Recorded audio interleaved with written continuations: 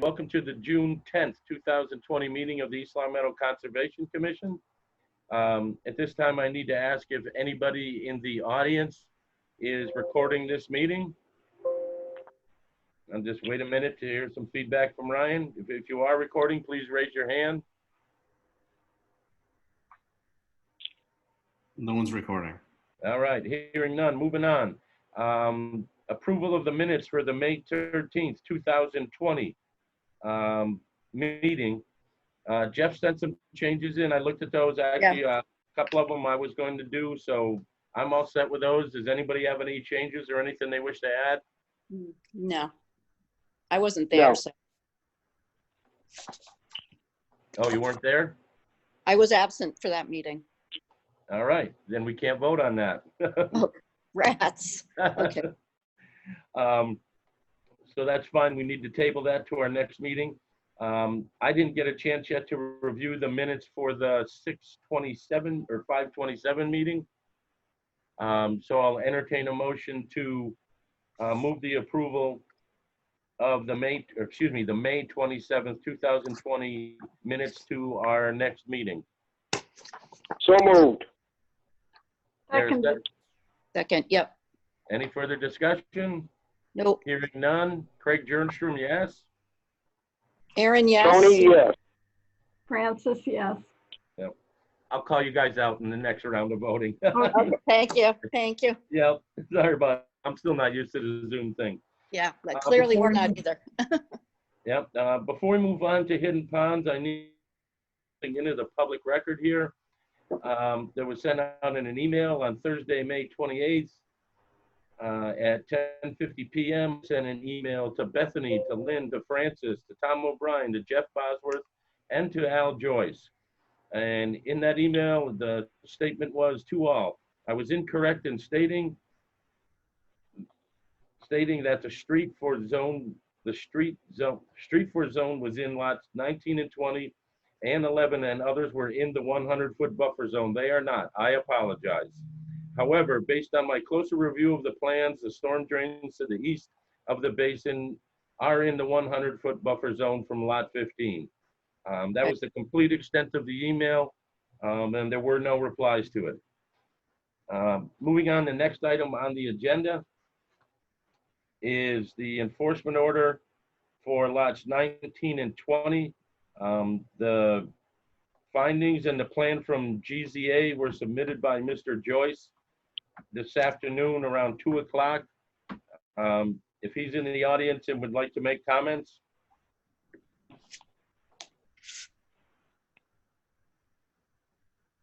You know if he's out there, Ryan?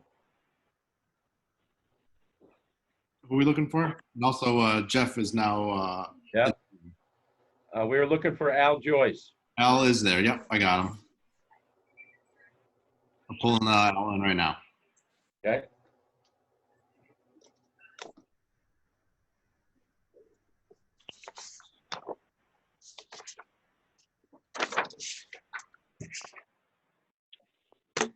Can you hear me now? There you are, Jeff. Yeah. Oh, finally. Took me a while too, Jeff. Can't see you though.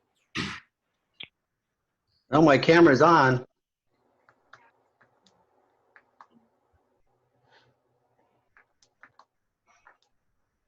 We're waiting for Al Joyce right now. Can you hear me? Yep. There you go. Okay, I think there's something funny going on with my computer. It doesn't like this Zoom. Yeah, me either. My mouse isn't working, but if you can hear me, that's fine. Tom? Okay, that's good right here. For some reason, I'm always off to the side. All right. If I could comment on that letter that we got from GZA, I will start off by saying that I did meet with Seth Taylor of GZA on site, and we inspected lots 19 and 20, and I will say it was a very helpful, and that he did identify some things that we're doing that were good. He also identified some additional actions that we could take to control erosion. Much of what needed to be done on lots 19 and 20, by the time Seth had gotten there, had already been done. But if, for example, we brought in an excavator and we were able to dig a trench, even though we had to go through ledge to do it, so that we could properly install silt fence and get it trenched in. And before that, now the silt fence is continuous from side to side. Can you still hear me? Because my computer is blank now. Yeah, yes, I can hear Okay, you. good. I'll just keep going. Before that, the silt fence was part silt fence and part wattle and tile, and the silt fence was not continuous. Making the silt fence continuous made a big difference. We also dug out in front of the silt fence, side to side on both lots. And then we also dug 3 stills down, so that all made a big difference. And then the big thing that Seth did was that he informed us that a silt fence on this type of a site does not work all that well at keeping out the fine particles. However, he did say that a combination of silt fence and wattles and broken up bales of straw, you break up the bales and you spread the straw all around in a layer. He says that filters the fines in the sediment and it keeps it from going through the silt, getting to the silt fence. So he had us put wattles in front of the silt fence, and then we broke up straw. He says that will have a positive impact on reducing the sediment. So that and then on the road, on the bioretention basin, we had put bales of straw protecting the inlets of the bioretention basin. Once again, he says that that's old school, but that's how it was done 30 years ago. Now they found out that the bales of straw actually make it worse. He says that the water flowing just either goes around the bales of straw or goes under the bales of straw. So he had us remove the bales of straw from the inlets on the bioretention basin and replace it with straw wattle. We also he also had us put the straw wattle around all of the other basins. In fact, now we've got straw wattle around all the basins in the entire subdivision instead of bales or just the fabric. And we are having good luck with grass germination, which will help quite a bit out there also. Seth also inspected lot 3 and lot 4 and lot 11, and he pretty much made just the similar suggestions that we had silt fence with bales of straw, and he said that the bales of straw was actually not doing anything and probably making it worse. So we did break up all the bales of straw at those locations on those 3 lots, and we spread them out, and he says this will help to filter the fines that are in the sediment. And he also suggested that once we had grass growing on the tree belts, we would have a lot less erosion going into the catch basins. So we did install erosion blankets or straw around the entire subdivision. And DPW was kind enough to let us use a meter so that we can actually now hook up to a fire hydrant. We've been watering there and we're now getting good germination. Between the germination and between the straw we put down and the erosion blankets, the street will be a lot cleaner. We also swept the street, and going forward, we've got anti-tracking pads will be in use on all of the active lots. I don't know. Does anyone have any questions on any of that? I'm just wondering if you have a report for them that we could see. That was actually I didn't get the report until today, and if you just heard Craig mention that was emailed to Bethany this afternoon, and then Bethany forwarded it to all members of the commission. I think Craig mentioned that he did get it at around 2 o'clock. Yeah, I received it too, and I read it, and I've been looking at it as you speak, and you pretty much covered it, so thank you. the one thing that hasn't happened yet is we haven't had any rain. And I do know Steph wants to go back during rain, because it was kind of, especially on lots 19 and 20, it was kind of hard to pinpoint exactly where the water is pooling at this point.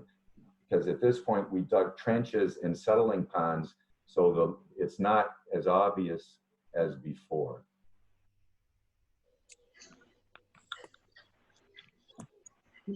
Jeff, do you have anything? Can you hear me? Yep. Oh, good. Everything works, finally. It took me forever. No, I just saw the email pop up just before the meeting from GZA, so I haven't had a chance to look at it yet. Oh, yeah, I just see it too. I have a question, Alan. When you're saying erosion blankets, are you referring to the blankets or just straw that's on the ground? Well, on one side where we already had grass germinating, we put down straw. And I took pictures to share with the commission, but my computer is blank, so I don't know that I can share it. On one side of the road where there hadn't been much germination, we put down straw. And on the other side of the road where it was more recently seeded, we put down erosion control blankets. So on one side, there's actually just about 1,200 feet of blankets. So, and that does a very good job at stopping the erosion. Yeah, I saw the wattles around the catch basins and the straw. I didn't notice any erosion blankets there. That went in recently. That might have been, I think that was 2 days ago that went in, I think. Okay, and I guess moving, moving forward, I'm going to express a concern about it because this isn't too much different than what we've been doing in the past. Was there consideration given to the flocculants? And if they weren't selected, why not? Because they're specifically designed to trap the fine particles. Well, I relied on the certified erosion control specialist to examine lots 19 and 20. And I wasn't there to tell him what to use. He was there to tell me what to use. And there was nothing in his report on flocculants for lots 19 and 20. So you did not discuss flocculants with him? We did not. Okay. Well, I guess we'll see what happens tomorrow in the rain. Yes. It's good. Okay. I don't have anything else. I don't need that. We really need to spend any time on the next item. Well, actually, I do have a because question. it's pretty much the same thing. On the next, it's almost the same. I agree. Okay, I will just wait. I think you're right. I'm all done. My computer's driving me crazy. I can't.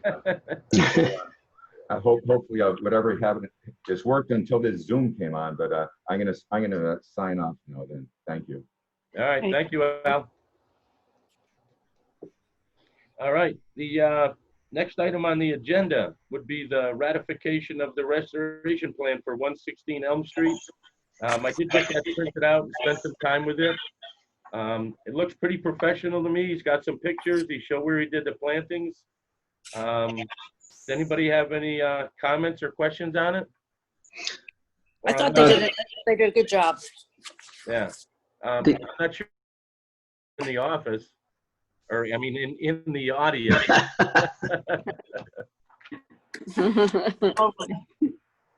Did you check that, Ryan, and see if he wants to join the meeting? He might not be. He sent this in a while ago. What was that? No, I got him. Greg, the only thing I have is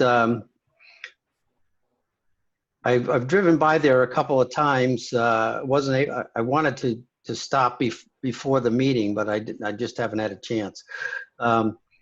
He said he planted 8 willows. I'm not seeing anything of any significant height from, driving by. Of course, I couldn't go too slow because of traffic situation, but he said he consulted the I don't know, wet or plant guide or whatever, but are willow trees, 8 of them, a good choice for there, do you think, for that riverbank?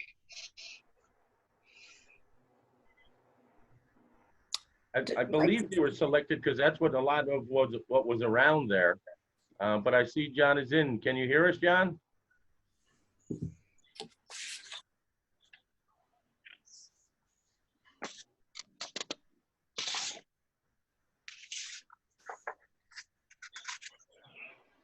I don't know if he can hear us.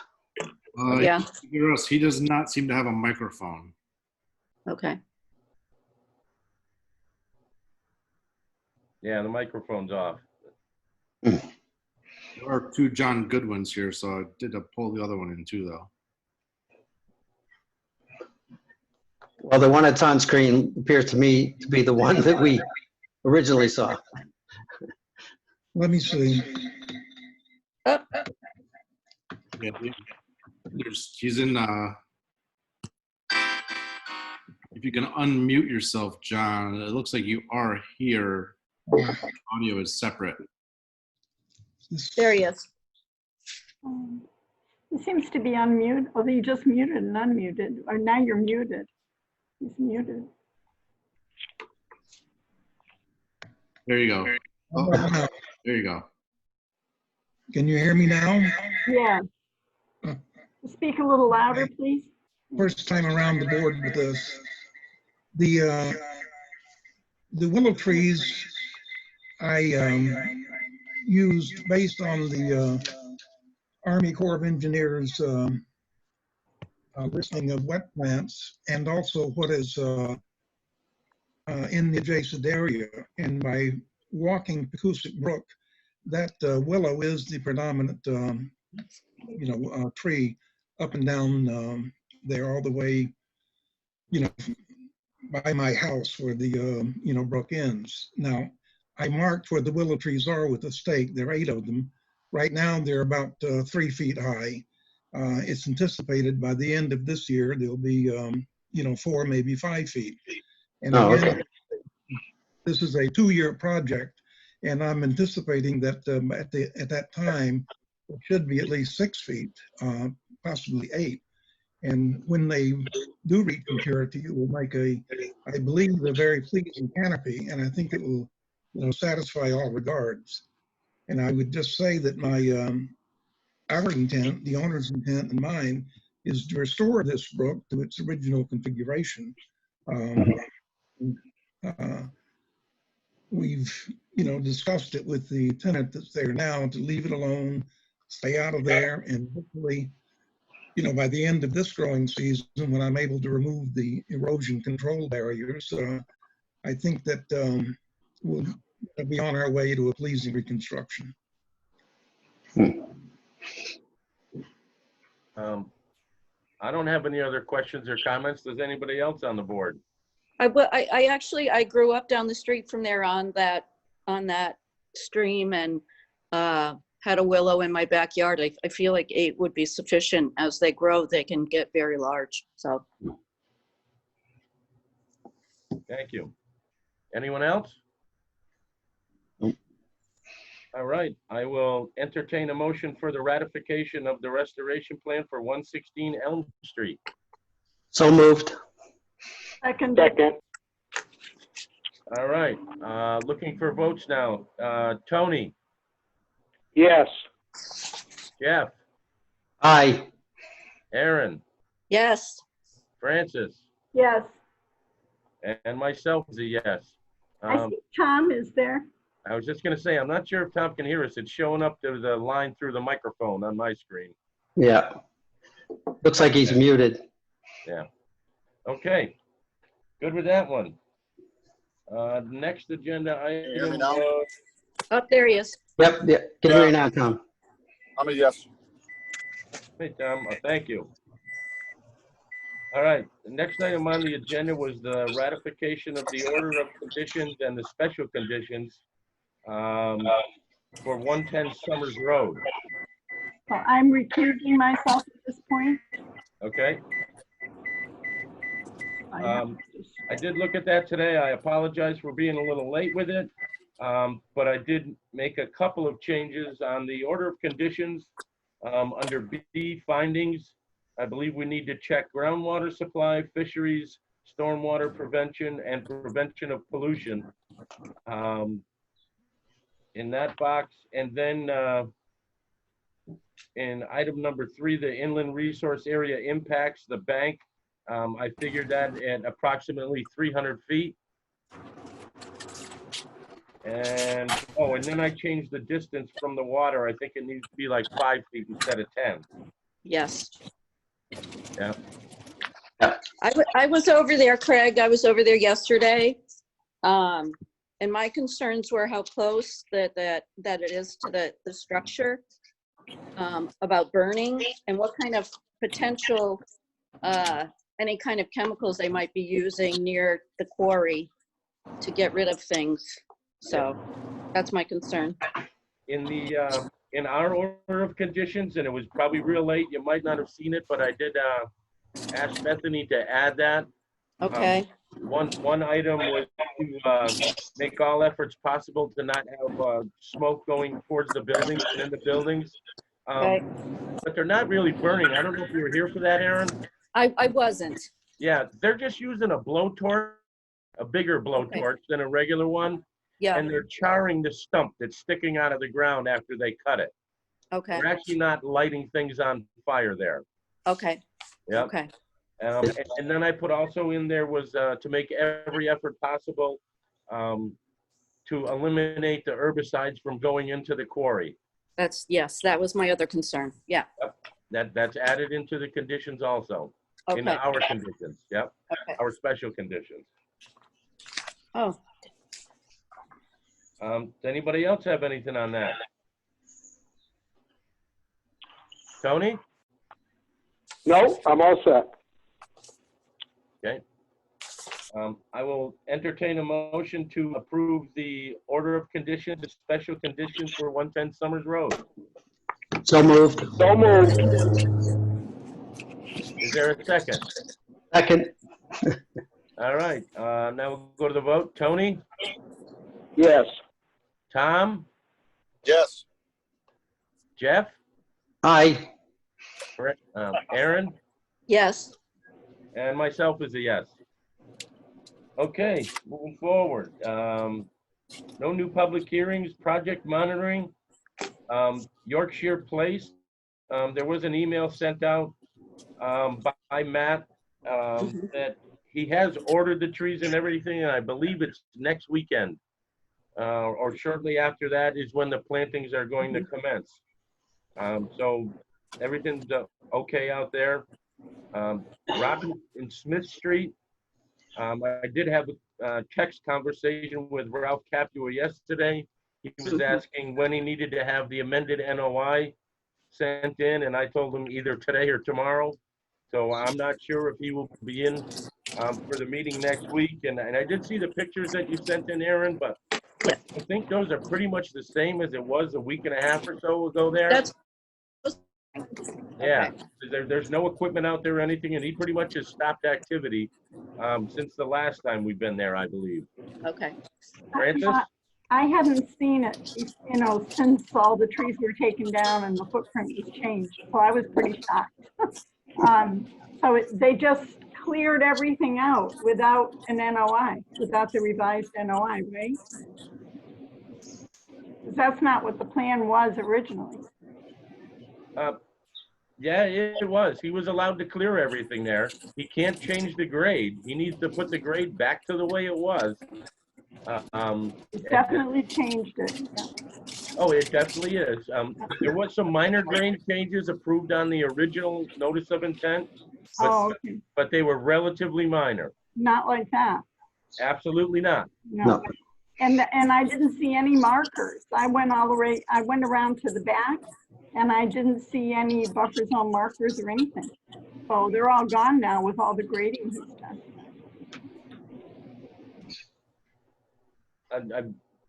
On the side of the paper street, I would say the silk fence is them. I did not notice them. I saw the silk fence and the wattles, yeah. Yeah. That's, That silt fence is basically the limit of work line, and that's basically the property line. Okay, but in the back, I didn't see anything. No, there's, whatever was there, we can't see, so. So we have to do something about the back side. Yeah. Mark, That's why he has to provide the revised NOI, and that he can't proceed until we have that. Yeah. Okay, thank you. So yeah, we're just kind of in a holding pattern on that one. Heritage Pond, or Heritage Park Pond with the DPW, they did some temporary repairs, but there is some more extensive work that needs to go out there. I was emailing with Bethany today, and she was talking with Tom Christensen about that too. For what was done last week, I believe it was, there wasn't anything really done in the water per se. It was more just outside, and something was done on the valve. So for that, but there is probably a replacement of that that's coming down the road. So there'll be some other sort of information from Tom, and he was going to check with Mark Stinson also. But for I think it was only about last week. I'm pretty sure that we can let that go under the bundled notice of intent. But Jeff was out there, so Jeff, if you want to comment. Well, I was out there just as they were starting that morning, and there's a redstone wall that goes around that outlet pipe or the culvert. And some years ago, Board of Selectmen or someone decided that they wanted to raise the level of the pond for ice skating and to make it look nicer aesthetically or whatever. Mhm. So they installed a steel plate down in front of the outflow pipe. I met with Tom this afternoon and had a conversation about that whole thing. And the original culvert pipe is 7 feet below the surface. And it's a 24-inch pipe. And basically, that steel plate was put in there to block the water flowing out of there to raise the level. But in the pictures that I sent out to everyone,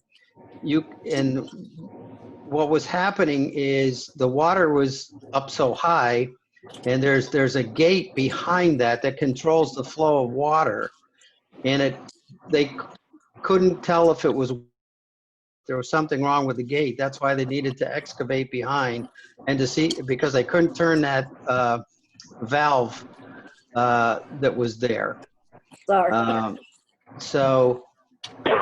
But basically, if you look at the pictures I took down through the water, about, I would say, 24 to 30 inches below that facing of the top of the culvert housing, it's filled with muck all the way. It probably goes down 5 or 6 feet. There's tree branches, everything in there.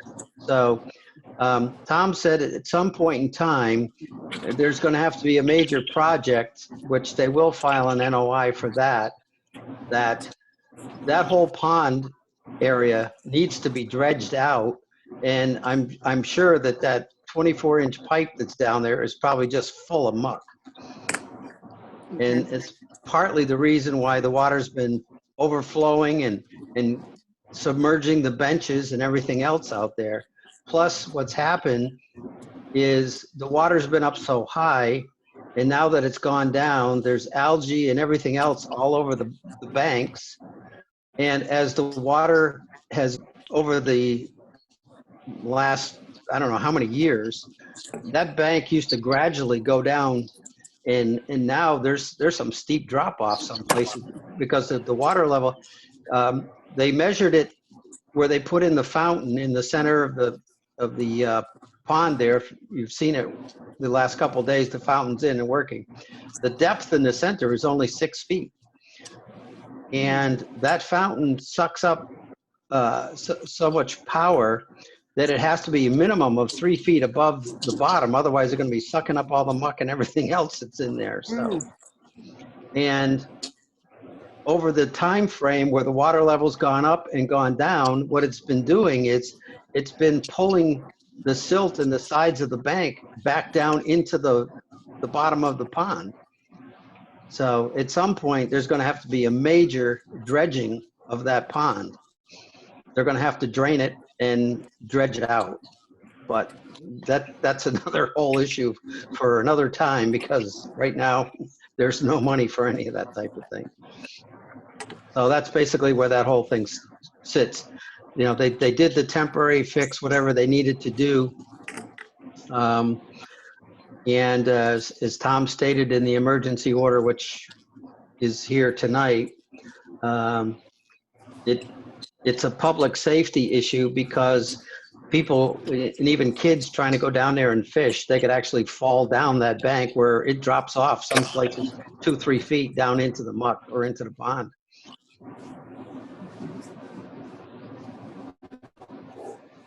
Yes, Francis. Yeah, I was there a few days ago, and it's really bad. It was Yeah. so bad. I was shocked, and the poor ducks, they weren't in the pond, believe me. They were up on the bank, and they looked distressed because, you know, they like to go on the pond there. Yeah. And there were no people around. It just really looked terrible. So Yeah. hopefully it can get cleaned up before too long. It's a shame, you know, because it's kind of a beautiful spot when it's nice, you know, when it looks good. Yeah.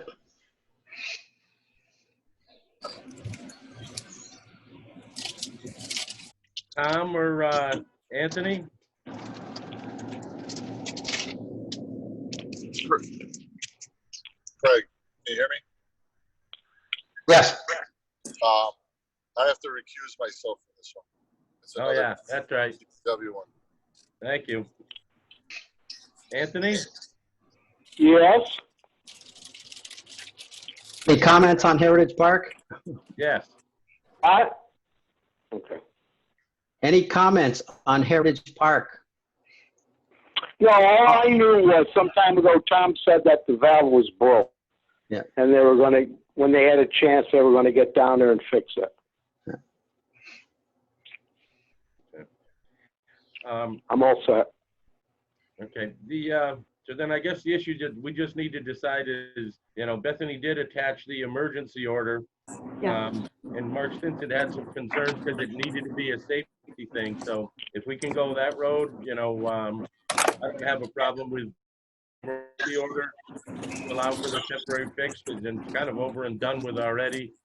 So I guess at this point, I'll entertain a motion to approve the emergency order that we did for Heritage Park Pond. So moved. So moved. I'll second. Second. Quiet. All right. Raise your hand, Tony. Okay, see it? All right. Any further discussion? No. Tony, Yes. Jeff, Aye. Francis, Yes. Aaron, Yes. and I am a yes. Next one was on the list was 53 Tanglewood. That thing's pretty much the same. I don't have any other comments for that. And then I just was wondering if anybody else had any comments regarding project monitoring. No. Not at this point. Okay, good to go. Next item was the policies and procedures of the commission. At this point, I really didn't have anything to add on that.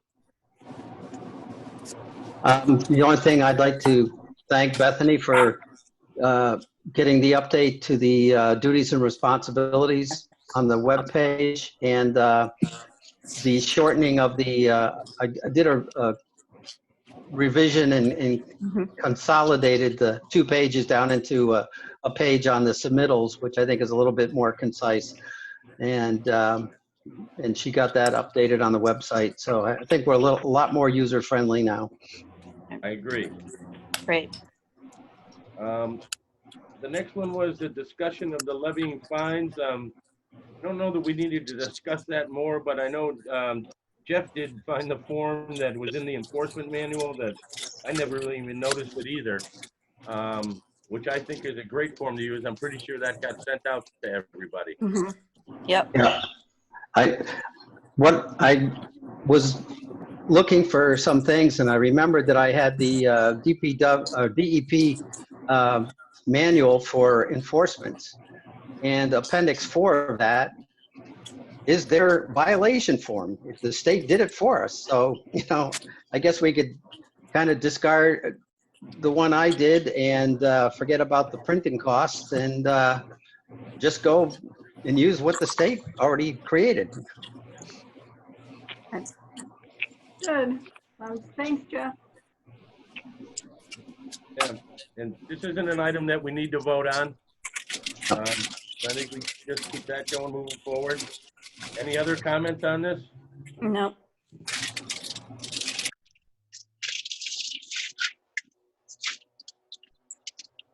Somebody have a bird? I know. What's going on? Yeah, there's a lot of background noise. All right. Muted, Tom. Next item is review of the remote internship draft duties that Bethany sent out. Yeah, it was terrific. Yep. Really good. Is that Yeah, she did a great job. Yeah. If you go again, I don't think that's an item we need to vote on. But I'm Bethany, sending that over to the town manager to look over and approve, and then I'll send it to Nina so she can look it over. perfect. Okay. Thank you. Thanks, Bethany. Yep. The draft newspaper ad, I don't recall seeing that, but it might have been a while ago. That was sent out right after Last meeting, that the one. last meeting. I sent you a copy and Bethany a Yeah. copy. Okay, that's Yeah. fine. The rest of us didn't see it, so No. I'll send that out now. thank Okay. you. And the only comment I would have with that, I know it says in here newspaper, but for that is something that should just definitely be in the reminder, not the Springfield newspaper. Yeah, there's no circulation with the Springfield newspaper. And then I guess MVP action grant letter of support. Bethany. So I'm working on submitting a grant application to help the town get funding for a comprehensive master plan. The current master plan is from 1976, so it really needs to be updated, and hopefully this grant will help bring in that funding that we need to work on it. So the letter of support, I don't think I remembered to send you a draft of what it looks like, but I'll send that out tonight. And it's just getting the Conservation Commission support in applying for the grant. All right, thank you. Any comments for anybody right now?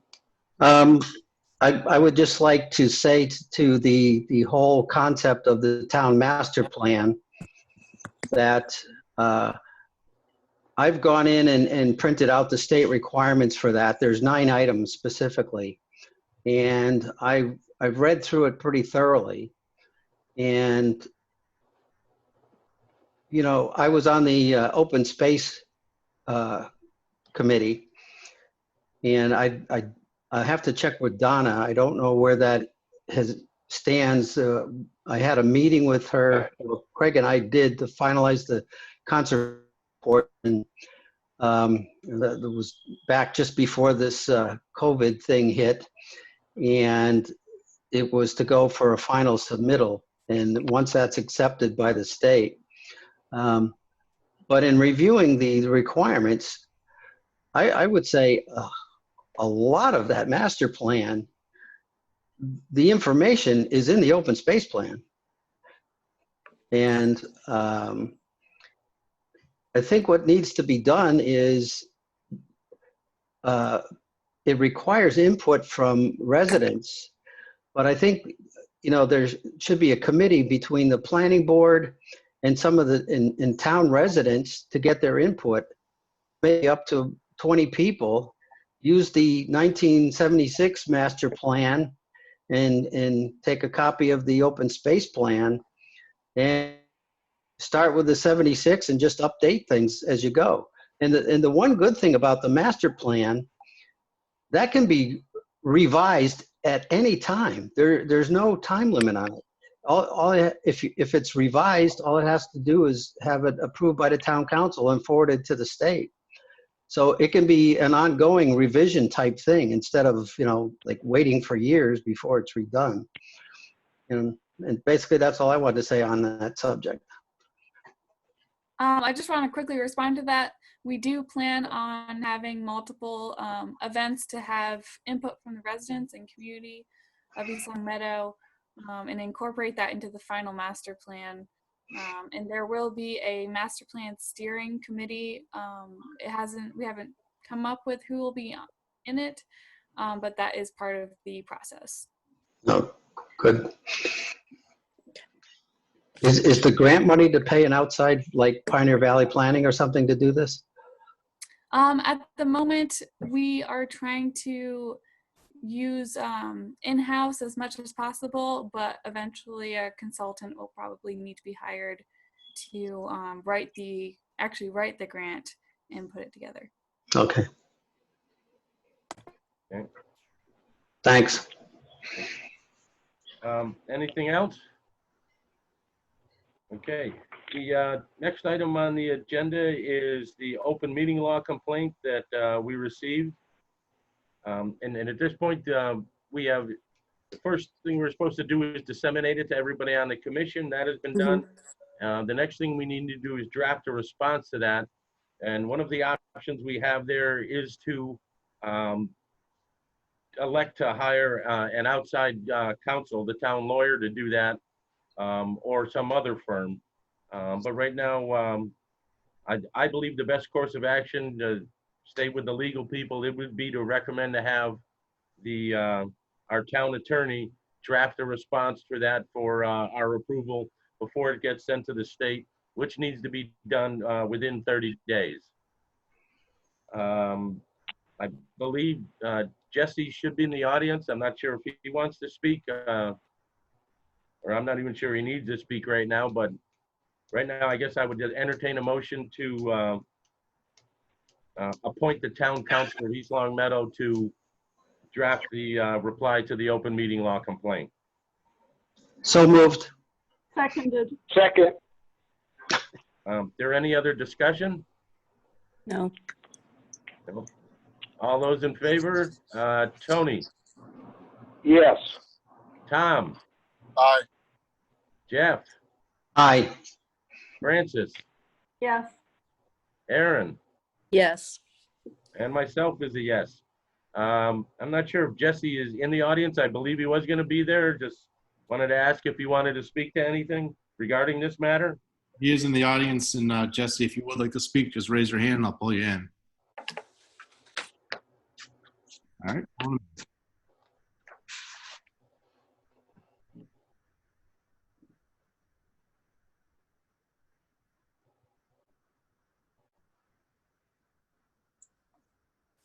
Hey folks, can you guys hear me? Hey. Yes. Yep. Hi, Jesse. Craig gave a great overview, and I think you guys have probably read the complaint at this point, so I don't really think there's anything I wanted to say, but I just wanted to make myself available in case there's specific questions, but I think Craig sort of covered everything. So unless there's questions, I'm fine. My only question would be is if we could see a draft before it went to the AG's office. Sure, that's no problem. Other than that, I'm all set. All right. Yep. Thank you. Thanks, Jesse. Thanks. Thank you. Thank you. All right.